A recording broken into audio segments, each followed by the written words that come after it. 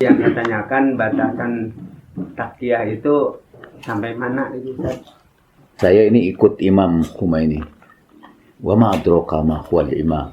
Dialah yang mengubah sebuah negeri yang sekuler menjadi negeri yang sangat taat beragama. Dia ini pemimpin negara, pemimpin revolusi. Tetapi dalam kitab usul fikihnya namanya Ar-Rosail, ada di perpustakaan Mutahari. Ada satu kitab di situ namanya Kitabut Taqiyah. Kitab tentang taqiyah. Saya akan menyebutkan singkatnya aja. Taqiyah itu dibagi dua. Atau pembagian taqiyah itu bisa berdasarkan siapa yang taqiyahnya. Lalu apa yang ditakiyahi atau kepada siapa dia taqiyah. Hebat itu kategorinya. Kategori logis benar itu imam itu. Misalnya apa yang ditakiyahkan. Bisa jadi yang ditakiyahkan itu yang sunat. Misalnya kunut. Itu kan sunat. Lalu dia takiyahkan kunut itu di tengah-tengah orang Persis misalnya. Nah itu namanya takiyahnya takiyah sunat. Atau baca tasbih itu, orang saya itu baca tasbihnya mulai dari Allahu Akbar 34, kedua 33, 34. Dibalikan itu tapi itu sunat. Tapi di hadapan ahlu sunnah, dia ikuti ahlu sunnah. Subhanallah 33 kali, Alhamdulillah. Dibalikan itu tasbih Zahra itu. Boleh itu takiyahnya dalam urusan sunnah. Ada takiyah dalam urusan wajib. Sebagian ulama mengatakan bahwa meluruskan tangan itu wajib. Tapi kita takiyah dengan bersedekap. Takiyahnya dalam urusan wajib. Bisa jadi ada takiyah dalam urusan makruh. Makruh untuk berbuka pada waktu azan maghrib. Karena disunahkan kita mengundurkannya ke malam hari. Lalu kita takiyah. Itu misalnya takiyah. Dia bagi takiyah itu dalam apa yang ditakiyahi. Lalu kepada siapa ia takiyah. Jadi orang Syiah itu boleh takiyah kepada penguasa yang zalim. Ia boleh takiyah juga kepada sesama Syiah juga. Kesama Syiah juga ada yang harus ditakiyahi. Orang-orang datang kepada Imam Ja'far. Ya Imam, kata. Ya Ibna Rasulullah, kata, wahai putra Rasulullah. Imam mengatakan, inilah yang dimaksud dengan oleh Al-Quran, alladzina yaqtuluna al-anbiya'a bighairi haq. Mereka yang membunuh para nabi tanpa hak. Yaitu dulu di zaman Bani Israel. Nabi itu sedang dikejar-kejar oleh penguasa yang zalim itu. Terus itu murid-muridnya, sahabat-sahabatnya itu ketemu Nabi. Ya Rasulullah. Ditangkaplah Nabi itu. Dan akhirnya Nabi itu mereka bunuh karena ulah para pengikutnya yang tidak mau takiyah. Jadi Nabi itu ditangkap. Di antara Nabi yang ditangkap itu dan kemudian dipotong lehernya adalah Nabi Yahya. Itu juga karena ulah murid-muridnya. Termasuk juga Nabi Isa kemudian dikejar-kejar. Dan kalau menurut orang Islam dia tidak tertangkap, tapi menurut orang Nasrani dia ditangkap dan disalibkan. Itu juga karena seorang sahabatnya yang bernama Judas ya. Judas itu dalam bahasa Inggrisnya, Yudas Iskariot, katanya itu yang mengkhianati. Itu murid-muridnya juga yang tidak mau taqiyah. Itu kata Imam Ja'far. Sesama Syiah pun terhadap Imam Ja'far bahkan kita disuruh taqiyah. Kalau kira-kira ini ini orang Syiahnya kayaknya rada bloon, tidak tahu strategi, tidak tahu taktik, inginnya menunjukkan saya ini yang paling Syiah. Tidak lebih lanjut ya. Nah, cuma sekarang tidak lengkap kategori ini karena pengajian ini jadi panjang. Cuma ada dua takiyah. Karena apa orang itu takiyah? Karenanya ini mah li ayyi sababin. Ya, karena sebab apa? Menurut Imam Khomeini ada dua takiyah. Satu takiyah al-khauf. Takiyah karena takut. Dan biasanya orang cuma ngerti di sini ini takiyah karena takut aja.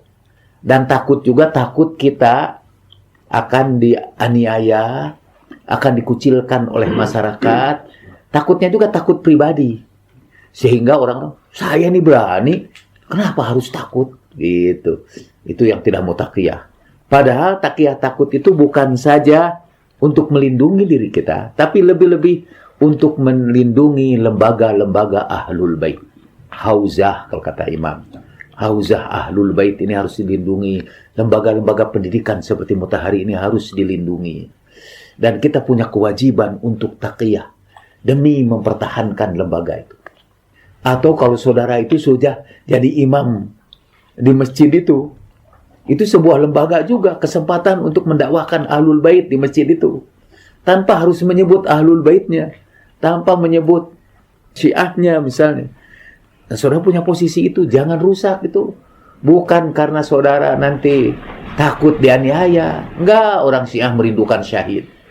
Tetapi takut itu lembaga kita ini akan hancur karena perbuatan kita. Atau kesempatan dakwah kita ini akan terhenti karena dalam tanda petik keberanian kita. Jadi pernahlah anak-anak itu yang sekolah di sekolahnya Pak Dedi itu di Cicalengka, tiba-tiba dalam waktu pelajaran dia bolos menghadiri sebuah majelis di Bandung ini. Ketika dia panggil oleh sekolah, anak-anaknya bercerita kepada ibunya. Saya punya SMS buktinya dari seorang anak kepada ibunya. Ibu, saya ini tidak nakal. Saya ini hanya ingin menghadiri majelis Ahlul Bait. Dan itu ada perintahnya dalam Al-Quran. Menghadiri sekolah itu tidak ada perintah dalam Al-Quran. Kata gitu. Karena dia diajari kalau lewat orang itu, kalau lewat orang-orang di kampung-kampung itu harus berkata, punten abdi Syiah.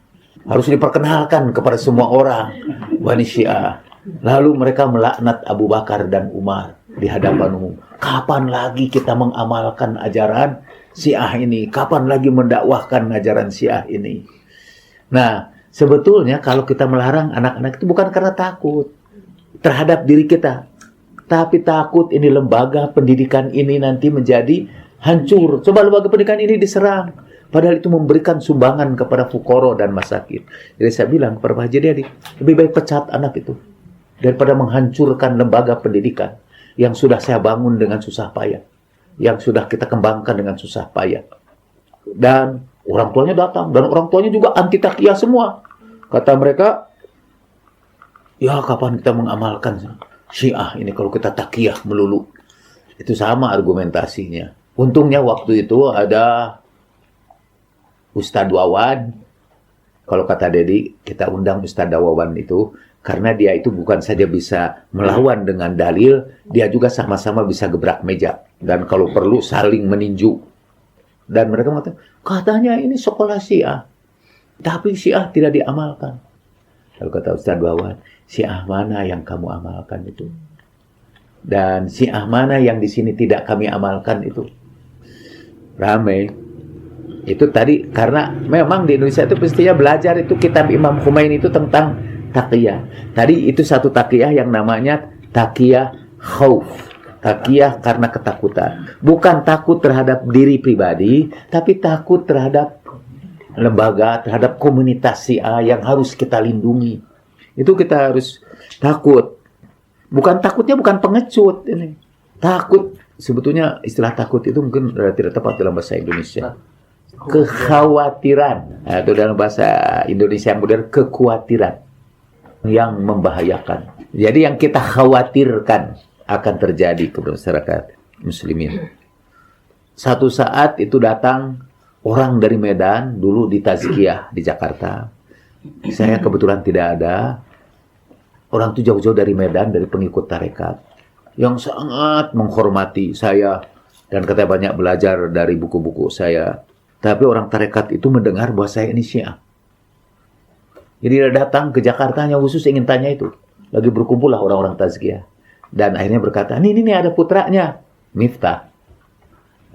Miftah ditanya, apakah bapak itu Syiah? Katanya.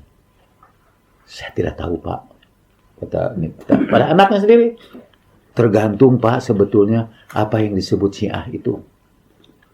Menurut bapak, Syiah itu apa? Disebutkan begini-beginilah. Kata Miftah. Enggak, bapak itu. Sepanjang pengetahuan saya, misalnya Syiah itu menganggap Imam Ali lebih utama daripada Rasulullah, atau Syiah itu ialah yang mempunyai Quran yang berbeda dengan Quran itu, kata Miftah. Enggak itu Pak, Quran Bapak sama juga dengan Quran lain. Taqiyah bukan untuk melindungi dirinya, tapi untuk melindungi sebuah lembaga dakwah. Itu satu. Nah, yang kedua, kata Imam Khomeini, taqiyah mudarotiyah. Mim dal alif ro, mudarotiyah. Itu taqiyah pergaulan. Mudaroh itu pergaulan. Itu yang kalau diterjemahkan dalam bahasa Indonesia, dahulukan akhlak di atas fikih. Kata Imam Khomeini ridwanullahi taala alaih, lijalbil mawaddah, untuk merebut kasih sayang orang. Supaya orang itu sayang sama kita. Mulailah dakwah kita ini dengan rasa sayang, bukan dengan kebencian. Dulu ada orang berkata kepada saya, saudara ini, kalau saudara lihat ya, kalau saudara lihat itu tokoh-tokoh Wahabi yang besar-besar itu, wajahnya itu tidak ada yang baik. Jelek-jelek wajahnya itu. Jelek-jelek. Tapi ulama-ulama Syiah, kalau saya lihat ulama-ulama Syiah datang, wajahnya itu sejuk. Ya. Lihat Ali Taskhiri misalnya.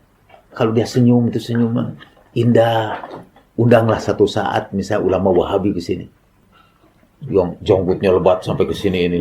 Atau lihat di YouTube, misalnya saudara kalau mau lihat sekarang, ada satu acara itu yang menjelaskan wallahu ya'simuka minan nas. Itu ayat tentang Gadirhum. Allah akan memelihara kamu dari gangguan manusia. Dijelaskan oleh Wahabi, sama sekali tidak ada hubungan dengan Imam Ali. Penjelasannya, Rasulullah satu malam tiba-tiba mendengar bunyi gemerincing pedang. Beliau datang keluar. Dan beliau lihat ada Sa'ad bin Abi Waqqas, kata lagi menunggui di situ. Kenapa kamu tunggu di sini?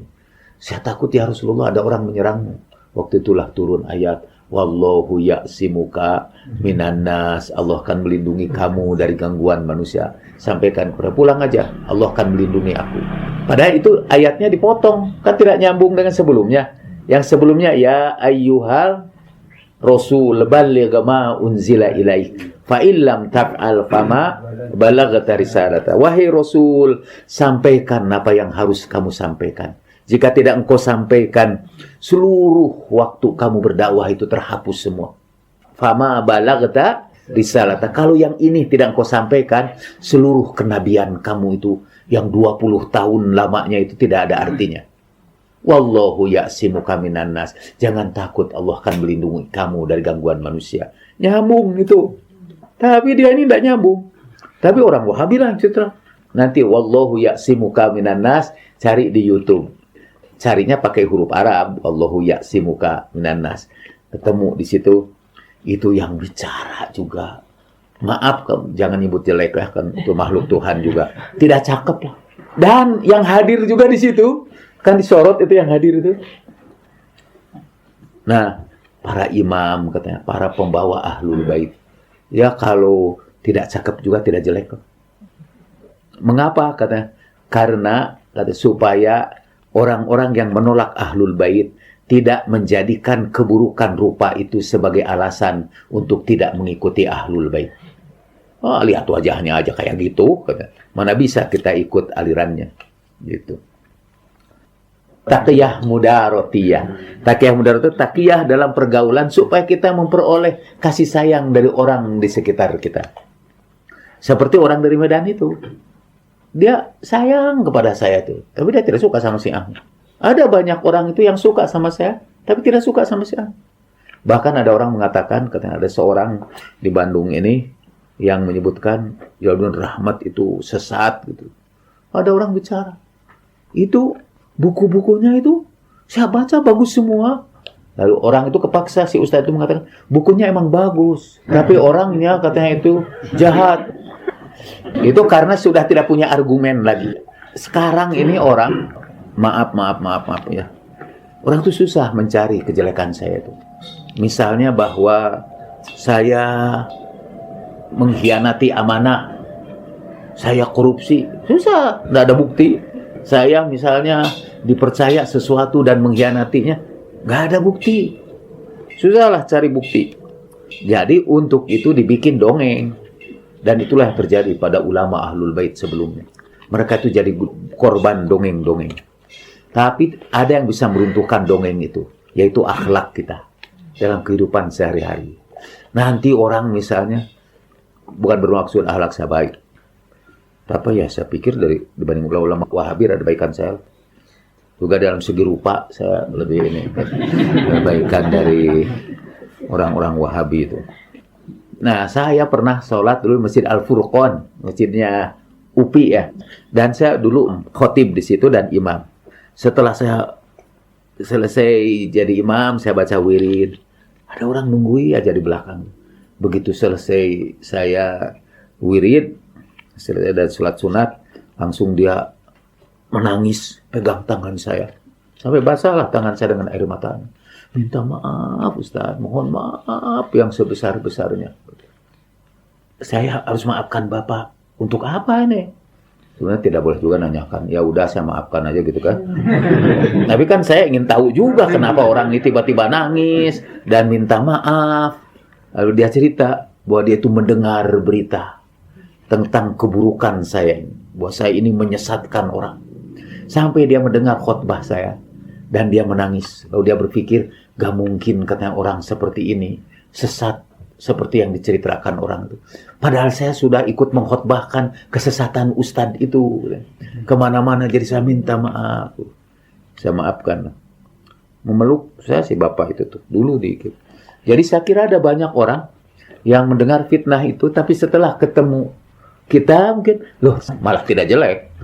Seperti yang diceritakan orang.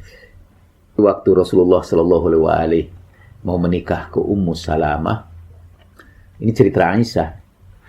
Kata Aisyah, saya mendengar berita dari orang-orang bahwa Ummu Salamah itu cantik sekali. Gitu. Jadi bangkitlah cemburu saya, berguncang hati saya, kata Aisyah. Kemudian saya cari tahu, ngintip siapa itu Ummu Salamah itu. Dan wallah, kata Aisyah, demi Allah, dia tidak secantik seperti yang diberitakan orang. Dia jauh lebih cantik dari itu. Jauh lebih cantik dari apa yang diceritakan orang. Itu kata Aisyah. Dan ajaibnya itu Ummu Salamah, istri Nabi yang paling cantik itu yang kata Aisyah.